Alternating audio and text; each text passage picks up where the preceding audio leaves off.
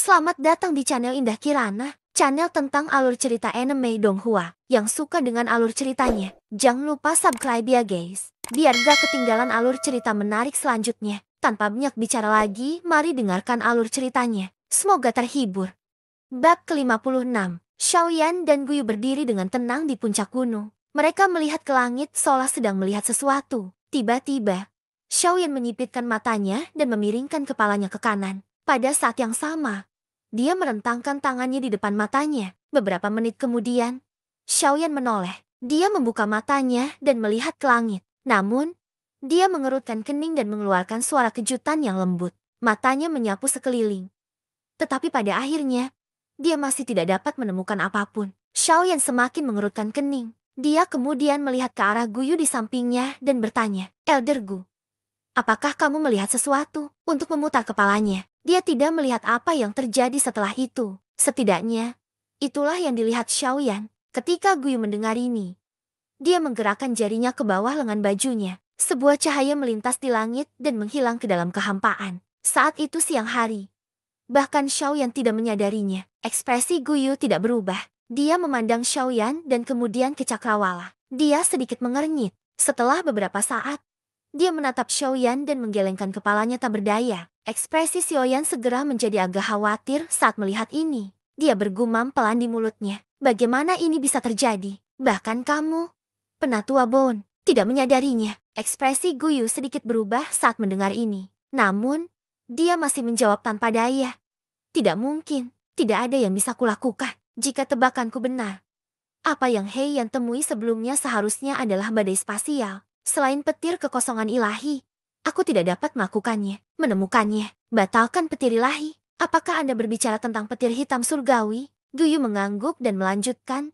Petir ilahi kekosongan ada di dalam kehampaan. Ini setara dengan versi sublimasi dari petir setan hitam. Seperti klan naga, ia tidak terikat oleh ruang dan memiliki kekuatan untuk menghancurkan dunia. Void Divine Lightning. Bersama dengan kehampaan yang hancur di mana Heian bertarung dengannya, dan badai spasial, dapat menelan Heian tanpa aku sadari. Namun, aku yakin orang itu akan baik-baik saja. Beberapa manfaat tak terduga karena ini. Xiaoyan mengangkat alisnya ketika mendengar ini. Setelah mendengar perkataan Guyu, Xiaoyan tidak lagi mengkhawatirkan keselamatan Heian. Namun, Xiaoyan tidak memahami manfaatnya. Saat Guyu melihat ini, dia tersenyum dan meninggalkan Xiaoyan dengan tanda tanya misterius. Dalam sekejap, dia memasuki tubuh Xiaoyan. "Hei, Penatua Gu, jangan tidur." Ekspresi Xiaoyan menjadi cemas saat melihat ini. Dia buru-buru membuka mulutnya dan berkata, "Apa? Ada apa? Dasar bocah nakal. Apakah kamu punya pertanyaan aneh lainnya? Tidak bisakah kamu menyelesaikan pertanyaanmu sekaligus? Aku tidak tahan menerima begitu banyak pertanyaan aneh." Xiaoyan tersenyum canggung saat mendengar ini. Dia menggaruk kepalanya dan tersenyum malu. "Elder Gu, aku benar-benar tidak punya pertanyaan apapun kali ini. Namun, bisakah kamu memberiku sisa seni api di tanganmu?"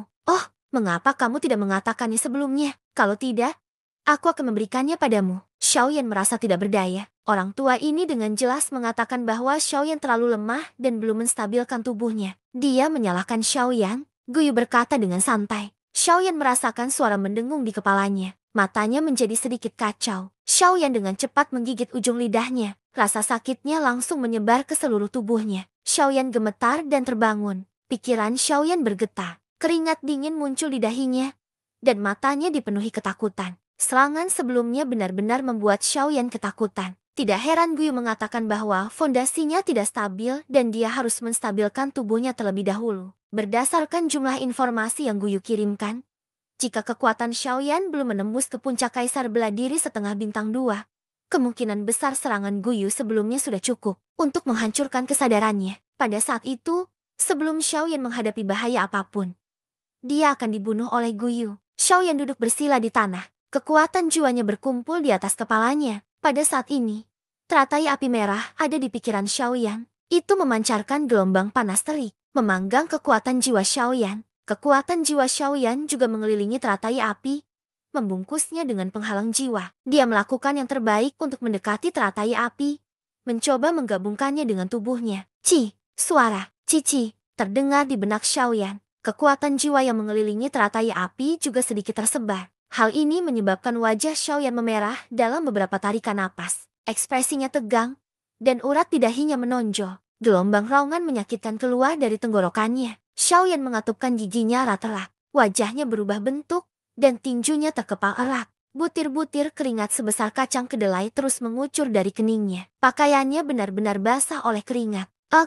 Aku benar-benar tidak tahu harus berkata apa tentangmu. Kamu berakhir seperti ini hanya untuk menyempurnakan teknik yang rusak. Aku benar-benar tidak berdaya melawanmu. Memobilisasi api surgawi di tubuhmu. Gunakan api surgawi untuk memurnikannya. Mendengar ini, Xiaoyan melakukan yang terbaik untuk menekan teratai api di atas kepalanya. Pada saat yang sama, dia mengerahkan api surgawi di tubuhnya dan mengumpulkannya di atas kepalanya. Teratai api di atas kepala Xiaoyan sepertinya merasakan datangnya bahaya. Teratai api merah terus berputar. Gelombang-gelombang panas yang menyengat menyebar dan bertabrakan dengan soul barrier. Gelombang suara kai-kai terdengar, menyebabkan seluruh tubuh Xiaoyan gemetar. Dengan kuat menahan gelombang rasa sakit yang datang dari jiwanya, Xiaoyan mengerahkan semua api surgawi di tubuhnya dan mengumpulkannya di atas kepalanya, membungkus teratai api di dalamnya. Teratai api yang diselimuti oleh api surgawi jelas telah menjadi lebih berperilaku baik. Namun, ia masih terus-menerus menolak kendali Xiaoyan. Kedamaian teratai api juga memberi Xiaoyan kesempatan untuk bernapas,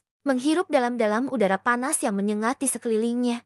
Pikiran Xiaoyan bergerak, dan api surgawi di atas kepalanya juga mulai berubah. Di bawah kendali pikiran Xiaoyan, api surgawi yang indah terus berubah. Itu terpisah, lalu mengembun lagi, memadat, dan perlahan-lahan memudar. Teratai api pun terus meronta, ingin lepas dari sangkar ini. Namun, penghalang dan pembakaran api surgawi dengan kuat menjebaknya di dalam, tidak mampu maju atau mundur. Perubahan situasi juga menyebabkan Xiaoyan perlahan-lahan menjadi tenang. Dia dengan sepenuh hati mengendalikan api surgawi dan mendekati teratai api yang bergetar. Api surgawi perlahan-lahan mendekati teratai api, namun suhunya juga tertahan sampai benar-benar menyelimuti teratai api di dalam api surgawi. Teratai api juga perlahan-lahan menjadi tenang selama kelembutan ini. Proses menikmati kedekatan api surgawi. Bab ke-57.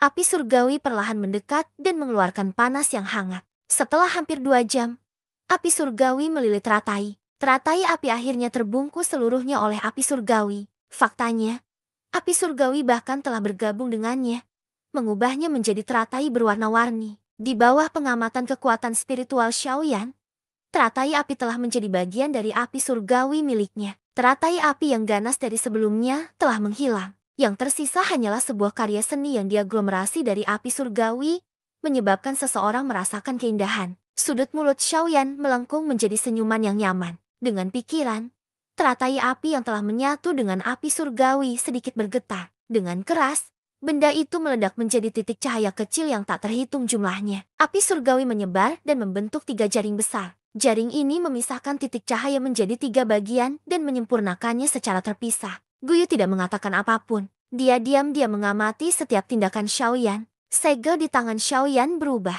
Salah satu dari 3 jaring berubah menjadi nyala api yang berkobar. Ia membawa kekuatan untuk membakar langit dan merebus laut saat ia mulai memurnikannya. Meskipun teratai api telah tersebar, sebagian dari kekuatan aslinya masih ada. Oleh karena itu, ia terus berjuang di dalam api surgawi. Hal ini menyebabkan pecahan teratai api di dan jaring lainnya mulai berontak. Hal ini menyebabkan sedikit masalah bagi Xiaoyan. Xiaoyan mengerutkan kening saat melihat ini. Segel di tangannya berubah lagi. Api surgawi yang sudah kuat membengkak sekali lagi dan membungkus seluruh pecahan teratai api di dalamnya. 2 bagian lainnya juga mulai disempurnakan. Mereka bahkan tidak memiliki kesempatan untuk berjuang. Kekuatan spiritual Xiaoyan dituangkan ke dalam jaring dan sepenuhnya menekan pecahan teratai api di dalam 3 kelompok api surgawi. Meski masih ada beberapa getaran, namun tidak lagi menimbulkan keributan besar. Penyempurnaan Xiaoyan masih berlangsung. Dia hanya menunggu penyempurnaan terakhir selesai. Saat ini, sekelompok tamuta diundang telah tiba di kota Qingyang. Saat ini, 8 sosok sedang berdiri di langit di atas kota Qingyang dalam kabut hitam. 8 angka segera membuat khawatir semua orang di kota Qingyang. Kepala keluarga Liu, Liu Huabai, dan tetua pertama, Liu Xingcheng, juga berjalan keluar dari aula pertemuan besar klan. Mereka mengangkat kepala ke arah langit dan melihat ke 8 sosok di kejauhan. Liu Huabai sedikit mengernyit. Dia hendak melangkah maju ketika dia dihentikan oleh penatua pertama. Liu Xingcheng dengan ringan menggelengkan kepalanya dan berbisik kepada Liu Huabai. Patriark, identitas orang-orang ini tidak diketahui. Hanya dengan melihat pakaian mereka. Mereka jelas bukan orang baik. Lebih baik tidak pergi. Pada titik ini, nada suara Liu Xingcheng berhenti sebentar, lalu dia merendahkan suaranya dan melanjutkan. Lagi pula, orang-orang ini mungkin ada di sini untuk mencari senior Xiaoyan. Oleh karena itu, lebih baik jangan membuat mereka khawatir. Mendengar itu, murid Liu Huabai sedikit menyusut. Dia mengangkat kepalanya lagi dan melihat ke 8 sosok di langit. Dia menganggukkan kepalanya dan mundur. Saat dia hendak mundur selangkah, ekspresinya berubah. Dia menoleh dan hendak melihat ke belakang ketika dia dihentikan oleh sebuah suara. Jangan bergerak, jangan bergerak sama sekali. Kalau tidak, begitu orang-orang itu bergerak, itu tidak akan menjadi lelucon. Setelah kata-kata itu diucapkan, Liu Huabai dan Liu Xingcheng keduanya gemetar. Ekspresi wajah mereka segera digantikan oleh keterkejutan. Sebab, dari suaranya mereka tahu kalau pemilik suara itu ada tepat di belakang mereka. Mungkin selama mereka bergerak sedikit, mereka akan menyentuhnya. Namun mereka belum pernah merasakannya dalam jarak sedekat ini sebelumnya. Hal ini membuat mereka berdua sedikit gugup. Orang itu sepertinya juga merasakan hal ini. Dia mendengus ringan dan berkata dengan suara rendah. Kamu telah bersamaku setiap hari dan sepertinya kamu tidak takut padaku. Tapi sekarang setelah aku muncul, kamu takut sampai sejauh ini. Aku benar-benar tidak takut. Aku tidak tahu bagaimana kamu hidup. Mendengar itu, keduanya mengerutkan kening. Segera setelah itu, mereka sepertinya memikirkan sesuatu. Mereka saling memandang dan Liu Huabai bertanya dengan suara rendah. Senior, apakah kamu kenal orang-orang ini? Orang itu menghela nafas ringan. Dia mengerutkan kening ketika dia melihat ke 8 sosok hitam di langit dan berkata dengan suara rendah, saat ini, saya tidak mengenal mereka. Namun, jika kita berbicara tentang masa depan, saya pikir saya akan mengenal mereka. Orang-orang ini memang sangat merepotkan. Dia dan saya masih belum sepenuhnya memahami alasan masalah ini. Jadi untuk saat ini, kita hanya bisa menghindari mereka. Namun, hanya masalah waktu sebelum kita bertemu mereka. Liu Huabai dan Liu Xingcheng mengangguk. Kebingungan. Mereka tidak terus bertanya dan terus menonton. Di langit, sesosok tubuh yang diselimuti kabut hitam sedang membungkuk dan melaporkan sesuatu kepada orang di depan rombongan. Tuan Istana Ketiga, memang ada aura Xiaoyan di sini. Namun, karena Xiaoyan sengaja menghapusnya, sudah sangat sulit untuk menentukan lokasi tepatnya. Saya hanya bisa menyimpulkan bahwa Xiaoyan telah meninggalkan kota Ajuresun ini. Mendengar itu, orang yang dipanggil Tuan Istana Ketiga dengan dingin mendengus. Suara seraknya perlahan melontarkan kalimat. HMP, sampah. Karena tidak ada. Kamu sebenarnya tinggal di sini untuk menyelidiki begitu lama. Jika kamu membiarkan Xiaoyan melarikan diri, aku pasti akan membunuhmu. Orang yang baru saja berbicara adalah hantu setan api tua. Pada saat ini, wajah Old Flame Demon Ghost dipenuhi dengan rasa hormat. Dia tidak berani bersantai sedikit pun. Namun, dari matanya yang penuh hormat, samar-samar seseorang bisa melihat kebencian yang terpendam. Master Istana Ketiga mengalihkan pandangannya ke kota Ajuresun di bawah. Dia sedikit mengernyit tapi tetap tidak melakukan apapun. Dia memelototi hantu setan api tua yang berdiri di samping tanpa bergerak. Dia dengan dingin mendengus dan melambaikan lengan bajunya. Dia berbalik dan terbang keluar kota. Sebelum pergi, dia melontarkan kalimat lain dari mulutnya. Untuk apa kamu berdiri di sana? Ke arah mana dia pergi? Cepat pimpin jalan untukku. Jika tidak, aku akan menampar kamu sampai mati sekarang juga. Mendengar itu, hantu iblis api tua sangat marah hingga wajahnya bergetar. Dia memelototi Tuan Istana Ketiga yang telah berbalik dan pergi. Dia merespons dan dengan cepat terbang ke depan untuk memimpin. Setelah beberapa orang di langit pergi, orang-orang di kota akhirnya mengatur napas. Mereka menebak niat masing-masing. Ada juga beberapa orang yang takut menimbulkan masalah dan buru-buru pergi. Rumah Liu Huabai dan Liu Xingcheng berbalik. Yang terlihat di mata mereka adalah seorang pria muda yang mengenakan pakaian seputih salju. Dia memegang kipas giok Buddha di tangannya. Saat dia membuka dan menutupnya, gelombang aroma pil terpancar, menyegarkan pikiran seseorang. Melihat ini, Liu Huabai dan Liu Xingcheng tidak berani meremehkannya sedikit pun. Mereka buru-buru membungkuk dan memberi salam. Salam untuk penatua. Pria muda itu membuka kipas giok di tangannya dan mengipasinya dengan lembut. Dia membantu mereka berdua berdiri. Setelah itu, dia membuka mulutnya dan berkata sambil tersenyum. Haha, tidak perlu bersikap sopan. Aku tidak peduli dengan etiket seperti itu. Kalian berdua tidak perlu terlalu pendiam. Jangan ragu untuk melakukan hal yang sama. Kamu inginkan. Mendengar ini, Keduanya buru-buru melambaikan tangan dan menolak. Namun, di bawah permintaan kuat pihak lain, mereka perlahan-lahan menjadi santai. Namun, masih terlihat bahwa mereka berdua tidak sesantai kelihatannya. Bolehkah saya tahu jika Penatua mempunyai misi untuk saya sejak Anda muncul hari ini? Suasananya santai. Liu Huabei juga mengumpulkan keberaniannya dan mengajukan pertanyaan yang seharusnya tidak dia tanyakan. Mendengar ini, pria itu tersenyum dan menggelengkan kepalanya. Tidak, itu hanya karena sedikit orang yang bukan manusia atau hantu. Jika tidak, aku lebih suka kembali ke tubuh asliku. Tanpa menunggu mereka berdua bereaksi, pria itu segera membuka mulutnya dan berkata, juga, di masa depan, jangan panggil aku Penatua. Aku sudah sangat tua. Aku punya nama. Namanya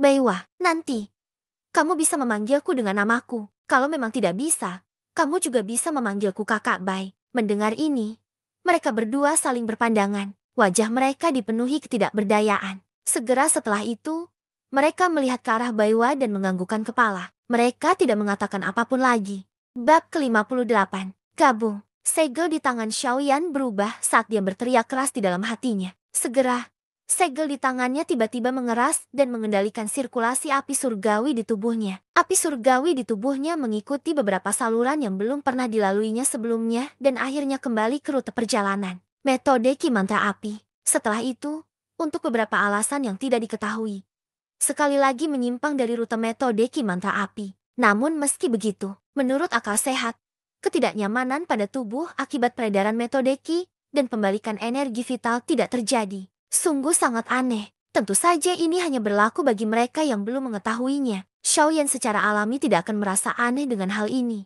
Api surgawi mengikuti rute metode Ki yang baru dan perlahan beredar, memberi nutrisi pada saluran. Xiaoyan juga mencoba yang terbaik untuk membiasakan diri dengan rute metode Ki yang sedikit lebih panjang daripada rute metode Ki ini, yang asli. Dia perlahan-lahan mengedarkan doki di tubuhnya dan mengedarkannya di sepanjang rute yang agak asing ini. Setelah beberapa jam penyempurnaan dan penggabungan, bagian dari metode Ki Mantra Api ini telah sepenuhnya disempurnakan oleh Xiaoyan. Meskipun masih sedikit mentah, itu kurang lebih sepenuhnya digabungkan dengan mantra api yang dipraktikan Xiaoyan. Sedemikian rupa sehingga ketika Xiaoyan mengedarkannya, hatinya terasa semakin halus. Sirkulasi dan kondensasi dokinya menjadi lebih cepat.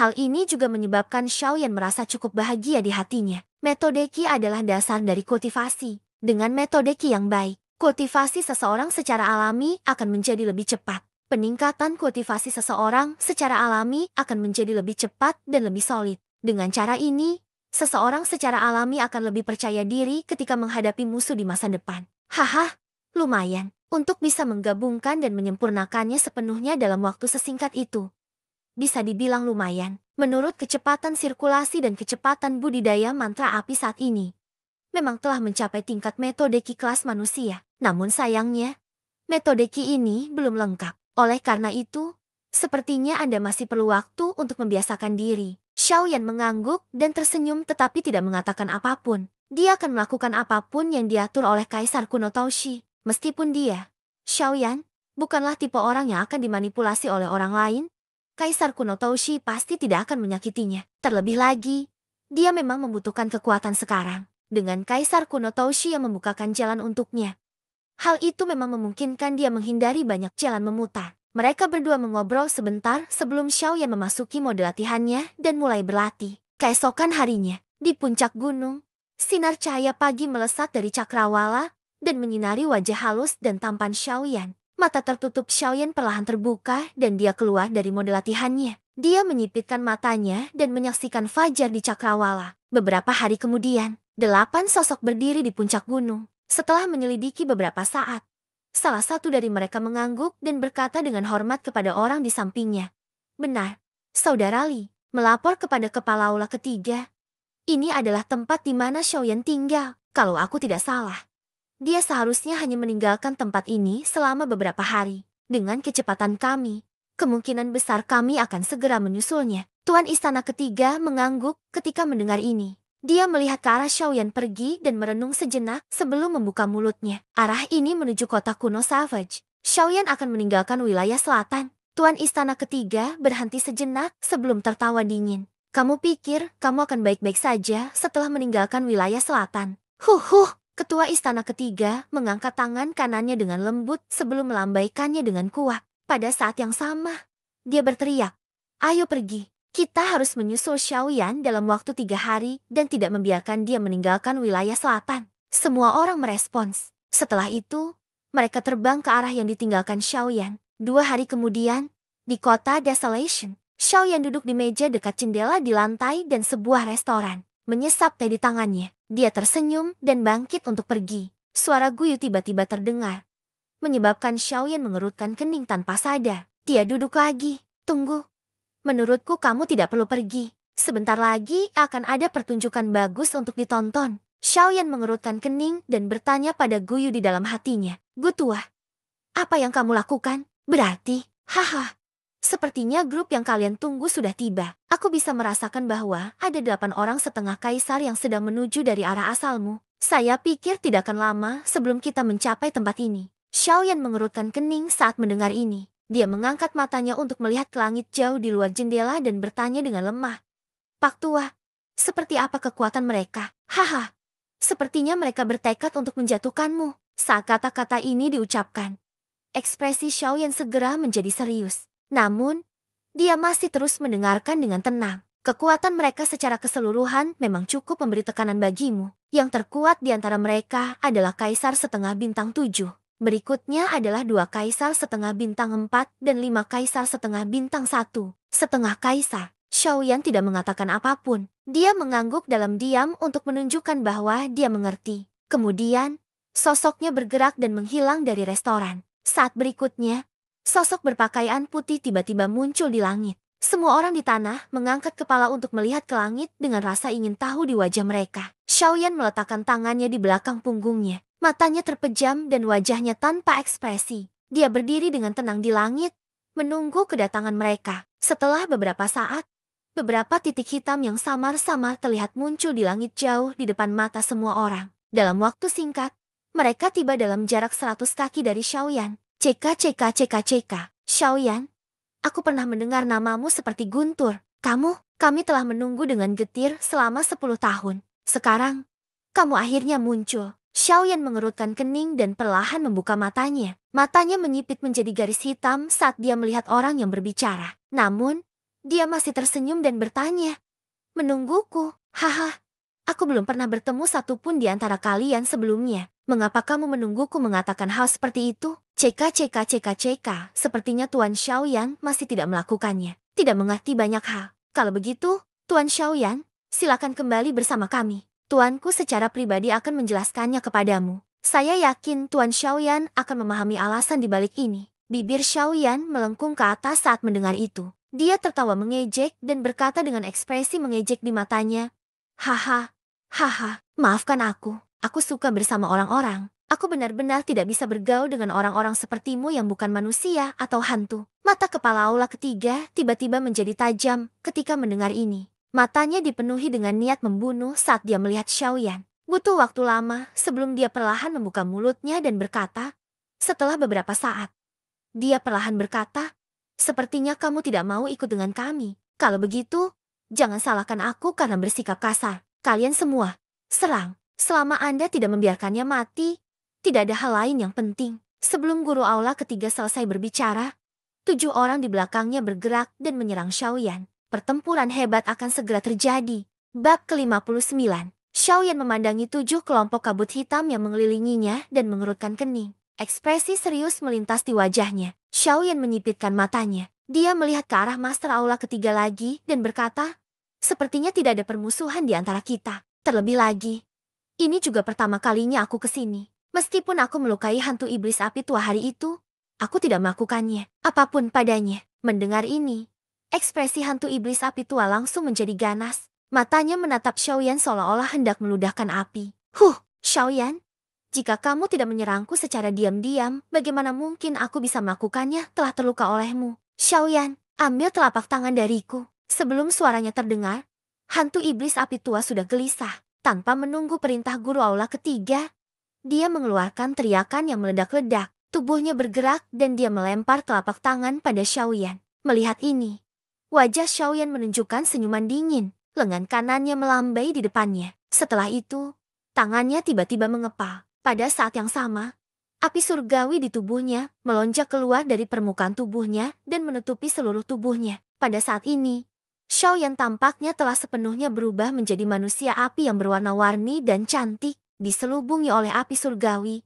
Xiaoyan perlahan mengangkat kepalanya. Sepasang mata cerah, sedikit cerah, dan cahaya terang melintas di dalamnya. Xiaoyan tiba-tiba melambaikan tangan kanannya. Tubuhnya bergetar dan dia menyerang ke arah hantu iblis api tua. Bung! Gelombang api yang sangat besar menyapu langit dan menghalangi pandangan semua orang. Ekspresi guru aula ketiga juga sedikit berubah. Di bawah kabut hitam, sepasang mata menyeramkan memancarkan sedikit cahaya hitam pekat. Xiaoyan ini benar-benar berhasil meningkatkan kekuatannya ke puncak kaisar setengah bela diri bintang 2 dalam waktu 2 bulan. Ini benar-benar menakjubkan. Jika hanya karena kebangkitan garis keturunannya, maka Xiaoyan ini benar-benar luar biasa. Dari kelihatannya, Xiaoyan ini tidak bisa dibiarkan hidup. Kali ini, aku harus menjatuhkannya. Mata guru aula ketiga saat pemikiran ini melintas di benaknya. Saat guru aula ketiga hendak bergerak, ekspresinya berubah lagi. Dengan lambaian lengan bajunya, energi hitam keluar. Kemudian, ledakan lain terdengar. Suara itu diiringi dengan tangisan yang menyedihkan. Sosok hantu setan api tua muncul di bawah gelombang api. HMP, sampah. Master aula ketiga mendengus dingin tanpa menoleh. Segera, matanya menjadi tajam dan gelombang api di depan Master aula ketiga langsung terpisah. Gelombang api pecah, memperlihatkan sosok Xiaoyan. Xiaoyan berbalik dan menatap tatapan tuan istana ketiga. Pada titik di mana mata mereka bertemu, semburan cahaya menyala-nyala. Kemudian, tubuh Xiaoyan tiba-tiba bergetar, dan dia mundur 3 langkah. Kepala aula ketiga tertawa dingin. Tubuhnya bergerak dan sebuah tinju menghantam Xiaoyan. Kemanapun pukulan itu lewat, angin dari pukulan itu bersiul. Ruang di sekitar Master aula ketiga hancur dengan ledakan keras, memperlihatkan sepetak besar ruang kosong yang gelap gulita. Kemanapun Master aula ketiga lewat, ruangan itu berubah menjadi ruang hampa. Butuh beberapa saat sebelum perlahan pulih. Semua ini sepertinya membutuhkan waktu lama untuk dijelaskan. Namun kenyataannya, hanya butuh sekejap. Sekejap saja sudah cukup bagi Xiaoyan untuk melakukan banyak hal. Namun, saat ini, Xiaoyan merasa tidak berdaya. Wajah Xiaoyan muram. Kaisar bela diri setengah bintang 7 memang bukan seseorang yang bisa ia kalahkan dengan mudah. Kesenjangan antara keduanya masih terlalu besar. Ruang di sekelilingnya telah dikunci. Tidak mungkin baginya untuk mengelak. Xiaoyan melihat pukulan yang semakin dekat. Ekspresinya menjadi tegas. Dengan pikiran, garis keturunan naga Phoenix di tubuhnya terstimulasi. Sisik naga emas langsung menutupi seluruh tubuhnya. Tubuhnya bergetar. Dia menginjak kekosongan dan langsung menyerbu ke arah Master aula ketiga. Telapak musim semi kuning. Suara keras terdengar. Gelombang energi liar dan ganas menyapu dunia, menghancurkan gelombang api yang belum menyebar sepenuhnya. Di langit, sosok guru aula ketiga seperti burung bangau yang berdiri di langit. Adapun Xiaoyan, dia terlempar beberapa ratus kaki jauhnya oleh ledakan tersebut. Pada akhirnya, dengan suara ledakan, dia secara paksa dimasukkan ke dalam gunung besar. Meski begitu, Master aula ketiga, yang berdiri tegak di udara, masih sedikit mengernyit. Ekspresi keheranan melintas di matanya, dan dia tidak bisa menahan diri untuk tidak bergumam dengan suara rendah. Itu benar, dia tidak bisa menahan diri untuk tidak bergumam. Aku tidak pernah membayangkan bahwa tubuh fisik Xiaoyan akan begitu menakutkan. Bahkan dengan 30% kekuatanku sebagai kaisar bela diri setengah bintang 7, aku masih tidak mampu melumpuhkan lengannya. Ini benar-benar mengerikan. Namun, segera setelah itu, mata guru aula ketiga sekali lagi berubah menjadi sedingin es. Dia memandangi gunung besar yang ditabrak Xiaoyan. Tangan guru aula ketiga sekali lagi mengepal. Suara berderit terdengar. Kulit tua dan kuning tua di buku jarinya juga diliputi sedikit warna putih. Segera setelah itu, sosok Master aula ketiga muncul. Dia menghilang bersama kabut hitam yang menyelimuti sekujur tubuhnya. Pada saat yang sama, hembusan angin dingin bertiup di langit tanpa alasan. Angin dingin bertiup dan membentuk beberapa angin puyuh. Mereka menimbulkan desiran angin saat mereka berputar di sekitar kerumunan. Detik berikutnya, ketua aula ketiga, yang awalnya bergegas menuju Xiaoyan, tiba-tiba mengeluarkan raungan marah. Raungan, Xiaoyan, kamu benar-benar berani mempermainkanku. Kamu hanya mendekati kematian. Hari ini, aku pasti akan mengulitimu hidup-hidup dan mencabut urat dagingmu. Mata guru aula ketiga memerah saat dia berbalik dia beriak seperti gelombang air. Apa yang tidak dia duga adalah bahwa Xiaoyan sebenarnya mampu menghilang secara diam-diam di depan matanya, di bawah naungan kekuatan Kaisar Bela Diri Setengah Bintang 7. Hal ini menyebabkan dia, Kaisar Bela Diri Setengah Bintang 7 yang memiliki berada di posisi tinggi untuk waktu yang lama, hingga tak terhindarkan merasa terhina di dalam hatinya. Angin dingin bertiup lewat. Segera setelah itu, sosok berpakaian putih muncul di langit. Dia menatap guru aula ketiga dengan cibiran di wajahnya. Wajah guru aula ketiga berkedut. Dia sepenuhnya memobilisasi doki di dalam tubuhnya. Sosoknya melintas dan muncul di hadapan Xiaoyan. Dia melemparkan pukulan ke arah Xiaoyan. Melihat ini, wajah Xiaoyan dipenuhi dengan keterkejutan. Dia bersandar sedikit dan merentangkan tangannya. Dengan suara angin bertiup di bawah kakinya, sosoknya melintas dan menghilang dari tempatnya berdiri. Sayangnya, meski reaksi Xiaoyan sudah sangat cepat, pukulan Master Aula ketiga masih meninggalkan bekas dangkal di dada Xiaoyan. Sosok Xiaoyan melintas dan muncul 100 kaki jauhnya. TVV, Xiaoyan membuka mulutnya dan mengeluarkan seteguk darah dengan wajah memerah. Segera setelah itu, dia melihat dadanya. Ada bekas darah seukuran telapak tangan di sana. Wajah Xiaoyan sedikit berkedut. Dia berpikir dengan cara yang agak serius. Kekuatan Kaisar Bela Diri Setengah Bintang 7 memang tidak bisa diremehkan. Jika bukan karena reaksi cepatku, aku khawatir pukulan tadi sudah cukup untuk secara serius melukaiku dan membuatku kehilangan kemampuan bertarung. Saat Xiaoyan berpikir dalam hatinya, dia merasakan hawa dingin merambat di punggungnya. Kaisar Bela Diri Setengah Bintang 7 memang bukan seseorang yang bisa dia lawan. Dia bahkan tidak bisa menerima satu pukulan pun darinya. Apa yang bisa dia gunakan untuk bertarung sampai mati bersamanya? Haha, ada apa? Kamu tidak percaya diri lagi?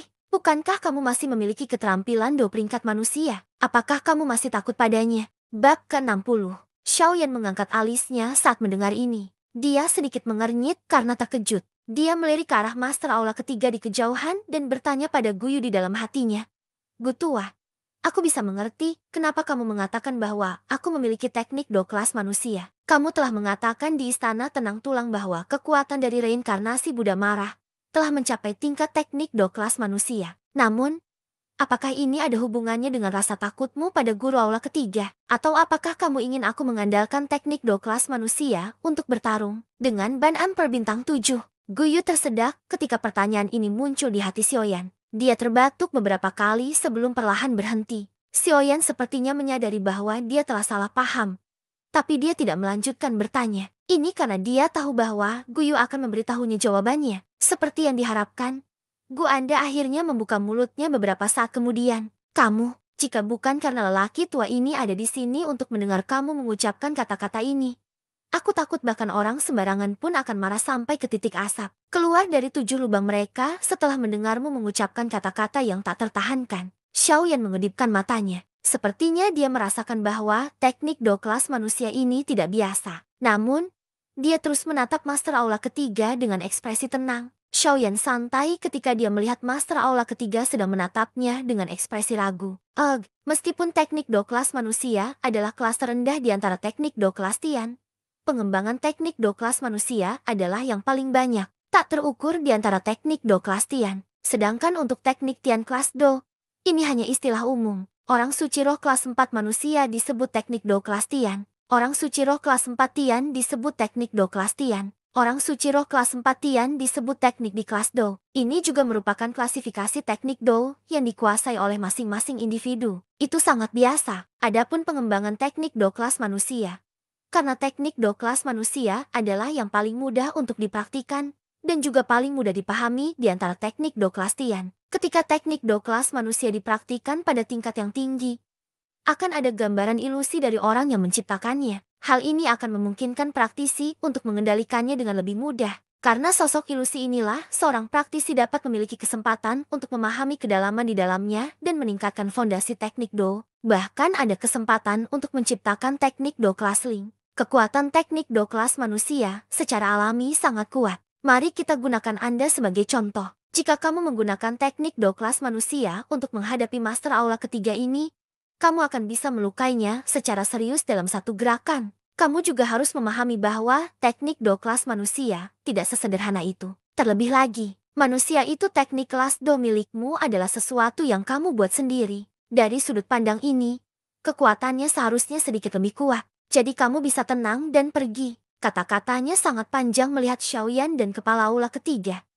Hanya beberapa tarikan napas yang berlalu. Ketika Xiaoyan mendengar ini, hatinya sangat tergerak. Dia menarik napas dalam-dalam dan hendak melangkah maju dan bertarung beberapa ronde lagi dengan master aula ketiga. Namun, ekspresinya berubah pada saat berikutnya. Dia memegang dadanya dengan tangannya dan batuk dengan keras beberapa kali. Xiaoyan memuntahkan seteguk darah yang tersisa di mulutnya. Dia merasakan aroma samar darah yang keluar dari hidungnya. Hatinya tanpa sadar terasa agak pahit. Kecepatan master aula ketiga ini jelas berada di atas kecepatannya. Syarat pertama bagi Xiaoyan untuk menggunakan reinkarnasi Buddha marah adalah ia membutuhkan waktu yang cukup. Namun, dalam situasi saat ini, dapat dikatakan bahwa Xiaoyan tidak memiliki cukup waktu untuk menggunakan reinkarnasi Buddha marah. Meskipun Xiaoyan mendapat bantuan dari langkah kepunahan langit, dia belum menguasai langkah kepunahan langit. Bahkan jika dia menggunakan seluruh kekuatannya, kecepatannya paling tidak akan setara dengan master aula ketiga. Dengan cara ini,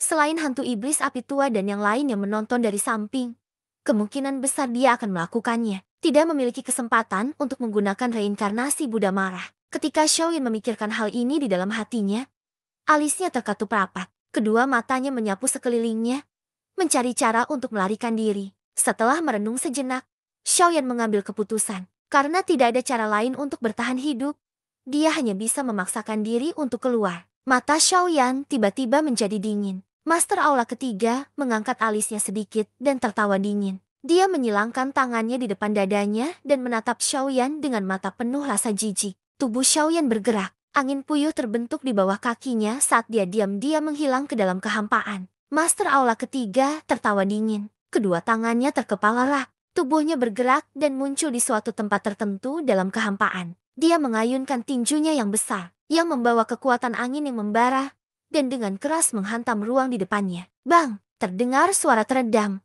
Master aula ketiga sedikit mengernyit di balik topengnya. Segera, itu berubah menjadi dengusan dingin. Tubuhnya bergerak dan sekali lagi bergegas keluar dalam sekejap. Pada saat ini, ekspresi Xiaoyan sangat serius. Dia sepenuhnya fokus menggunakan Sky Extinction Step untuk menghindar ke segala arah. Dia tidak berani ceroboh sedikit pun. Setiap kali master aula ketiga melintas, suara teredam akan terdengar di udara. Terkadang juga disertai dengusan teredam. Namun, tidak ada jejak orang itu. Hal ini juga menyebabkan orang-orang di kota di bawah mendecakkan lidahnya dengan takjub. Sesaat kemudian, di langit, sesosok tubuh compang camping dengan darah di sudut mulutnya dan memar di tubuhnya akhirnya terhenti. Mulut Xiaoyan tercekat, terengah-engah. Kulit di sudut matanya bergetar. Xiaoyan melirik pakaiannya yang compang-camping sebelum membuka mulutnya untuk melihat kepala aula ketiga. Tawa dingin keluar dari mulutnya. Dalam waktu singkat tadi, master aula ketiga telah melontarkan total hampir 100 pukulan. Namun, hanya ada belasan luka memar di tubuh Xiaoyan. Meski pakaiannya sedikit compang-camping, luka di tubuh Xiaoyan jauh lebih sedikit. Di sisi lain, Xiaoyan juga menyadari bahwa dalam pengejaran yang begitu dekat, kendalinya atas langkah kepunahan langit menjadi semakin baik. Ini memang kabar baik bagi Xiaoyan. Ketika guru aula ketiga melihat senyuman mengejek Xiaoyan tadi, kemarahan di hatinya melonjak. Tinjunya sekali lagi terkepal erat saat mulutnya mengeluarkan suara ledakan. Lord, beberapa dari kalian serang bersama. Hari ini, aku pasti akan melumpuhkanmu. Ketika 7 orang mendengar ini, dengan hantu tua iblis api memimpin, tubuh mereka bergerak. Saat segel di tangan mereka berubah, suara ledakan keras keluar dari mulut mereka saat mereka menyerang Xiaoyan dengan keras. Xiaoyan mengerutkan kening. Namun, dia tidak panik. Gerakan kakinya berubah saat dia memutar pada sudut yang aneh. Tubuhnya tiba-tiba bergerak dan sekali lagi menghilang ke langit. Saat ini, serangan ke-7 orang telah tiba di hadapannya. Sayangnya tubuh Xiaoyan sudah menghilang tanpa bekas. Pada saat ini, penguasa besar ini telah diledakkan dengan paksa ke dalam alur sedalam 3 inci oleh pukulan liar dan keras dari guru aula ketiga. Di sekitar alur juga terdapat beberapa retakan yang padat, bersambung ke bab selanjutnya.